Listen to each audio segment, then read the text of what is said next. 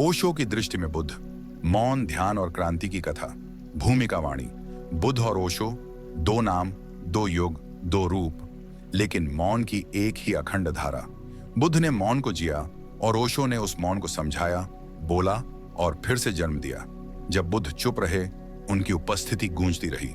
जब ओशो बोले, उनकी हर वाणी मौन की ओर इशारा करती रही। बुद्ध ने संसार का त्याग किया और ध्यान की अतल गहराइयों में उतर गए। ओशो ने संसार के बीच खड़े रहकर उसी ध्यान को फिर से जीवन में उतार दिया। बुद्ध की आंखें बंद थीं, भीतर की ओर झुकी हुई। ओशो की आंखें खुली थीं, लेकिन वही मौन, वही गहराई, वही आत्मा। इस वाणी में हम जानेंगे कि ओशो ने बुद्ध को किस दृष्टि से देखा, क्यों उन्होंने कहा कि बुद्ध ही मेरे लिए सबसे महान है, और कैसे उन्होंने बुद्ध की मौन क्रांति को आधुनिक मनुष्य की चेतना में पुनः जागृत करने का प्रयास किया। चलिए जानते हैं ओशो ने बुद्ध को किस रूप में देखा। ओशो के लिए बुद्ध सिर्फ एक धर्मगुरु नहीं थे, वो धर्म से परे की सत्ता थे। ओशो कहते हैं, बुद्ध ने ऐसा धर्म रचा जिसमें ईश्वर नहीं था। यह धर्म नहीं, एक विज्ञान था, आंतरिक विज्ञान, आत्मा की रसायन शास्त्र। बुद्ध की सबसे बड़ी बात यह थी कि उन्होंने मनुष्य को पराश्रित नहीं बनाया, न किसी देवता पर, न किसी ग्रंथ पर, न किसी परंपरा पर। उनका कहना था, तुम ही हो उत्तर, तुम्हारे सिवा कोई रास्ता नहीं। ओशो ने बार बार जोर दिया कि बुद्ध की शिक्षा ने व्यक्ति को स्वतंत्र बनाया। बुद्ध ने कहा, कोई गुरु मत बनाओ, कोई शास्त्र मत मानो, सिर्फ अपने अनुभव को प्रमाण मानो। और ओशो यही तो सिखा रहे थे, वो आत्मानुभव। उन्होंने बुद्ध को एग्जिस्टेंशियल फिलोसोफर कहा, एक ऐसा अस्तित्ववादी दार्शनिक जिसने शब्दों से नहीं, उपस्थिति से सिखाया। बुद्ध का जीवन ओशो के लिए आदर्श नहीं था, बल्कि साक्षात प्रेरणा था।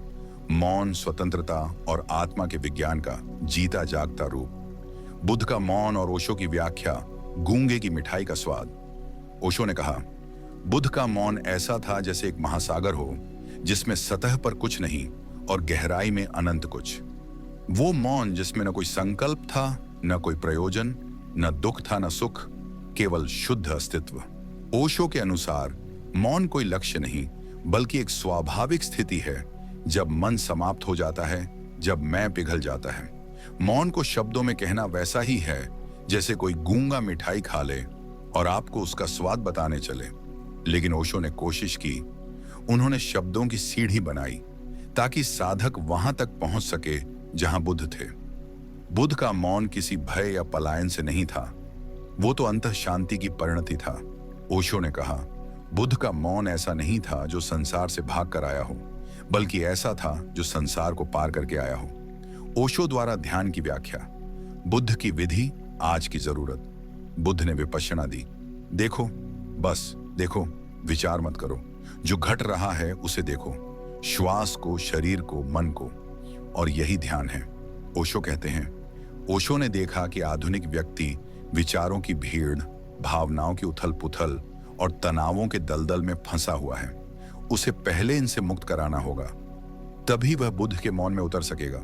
इसलिए ओशो ने बनाए डायनामिक ध्यान, कुंडलिनी ध्यान, नाद ब्रह्म, जिनमें पहले उन्माद, रोना, चिल्लाना, हंसी, सबको बाहर फेंकने की छूट है, और अंत में बुपाना मौन उतरता है, बुद्ध की छाया की तरह। ओशो कहते हैं, अगर कोई व्यक्ति 1 घंटा पूरी ताकत से रोता है, चिल्लाता है, हंसता है, कांपता है, तो उसके भीतर की सड़ी हुई भावनाएं बह जाती हैं, और जब भीतर साफ होता है, तभी मौन फूल की तरह खिलता है।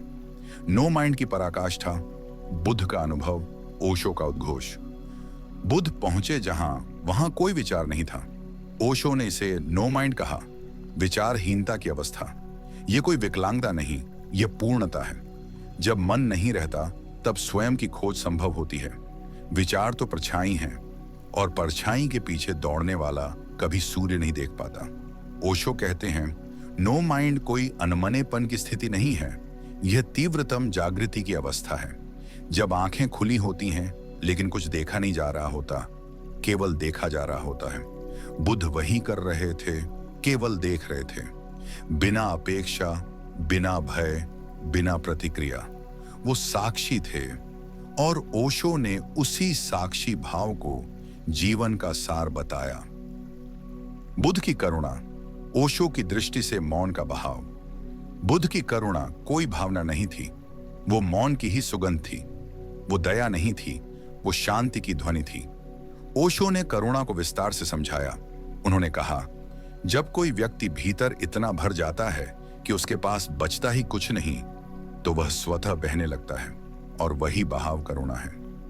बुद्ध का प्रेम किसी व्यक्ति विशेष के लिए नहीं था, वो तो हर उस आत्मा के लिए था जो अंधकार में थी, और उनकी करुणा में कोई कर्तापन नहीं था, वो सिर्फ होता चला गया।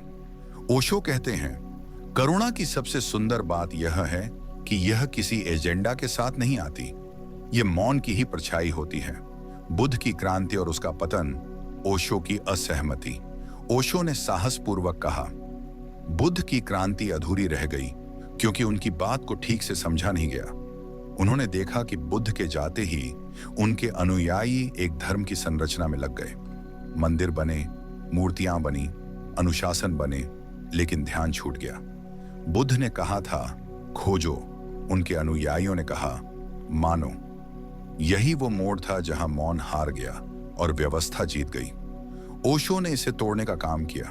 उन्होंने कहा, मैं वही बात कह रहा हूं जो बुद्ध ने कही, लेकिन तुम्हारी भाषा में, तुम्हारी मानसिकता के अनुसार।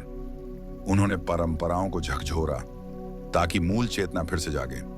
उन्होंने ग्रंथों को नहीं, जीवन को बदला। अप दीपो भव, ओशो की दृष्टि में बुद्ध की अंतिम क्रांति। बुद्ध ने कहा, अप दीपो भव, स्वयं दीपक बनो। यह उनका अंतिम वाक्य था, लेकिन सबसे बड़ा उपदेश भी। ओशो कहते हैं, यह वाणी सारे गुरु शिष्य संबंध को समाप्त कर देती है, यह तुम्हें तुम्हारा मालिक बनाती है। ओशो ने कहा कि यही बुद्ध की आत्मा है, और यही उनकी सबसे बड़ी क्रांति। कोई मसीहा नहीं, कोई मध्यस्थ नहीं, तुम्हारे भीतर ही मंदिर है, दीपक है और परमात्मा है। उन्होंने कहा, मैं तुम्हें केवल इतना याद दिला रहा हूं कि तुम स्वयं उस रोशनी के पात्र हो जिसे तुम बाहर ढूंढते आए हो। समापन वाणी। बुद्ध और ओशो दोनों ने हमें स्वयं की ओर लौटने को कहा। बुद्ध मौन थे और ओशो मौन की भाषा बन गए। बुद्ध ने ध्यान दिया, ओशो ने उसे जीवन बना दिया। बुद्ध ने कहा, देखो। ओशो ने कहा, जियो। आज जब बाहर शोर, तनाव, विचारों का सैलाब है, ओशो की यह वाणी हमें भीतर की ओर खींचती है। वो कहती है, मौन तुम्हारे भीतर है, ध्यान कोई अभ्यास नहीं, यह तुम्हारी स्वाभाविक अवस्था है। बुद्ध कोई व्यक्ति नहीं, वह एक अवस्था है, और तुम भी उस अवस्था तक पहुंच सकते हो। तो चलिए ओशो की इस दृष्टि से प्रेरणा लेकर बुद्ध के उस मौन, ध्यान और क्रांति की ओर लौटें, जहां शब्द समाप्त होते हैं और अनुभव आरंभ होता है। यदि यह वाणी आपके भीतर के किसी मौन को छू गई हो, तो इसे उन लोगों तक जरूर पहुंचाएं जो सत्य की तलाश में हैं। फिलो वाणी को सब्सक्राइब करें और इस वाणी को शेयर करें, ताकि चेतना की यह ज्योति और आत्माओं को जगाए। हम फिर मिलेंगे एक और गूंजती हुई वाणी के साथ।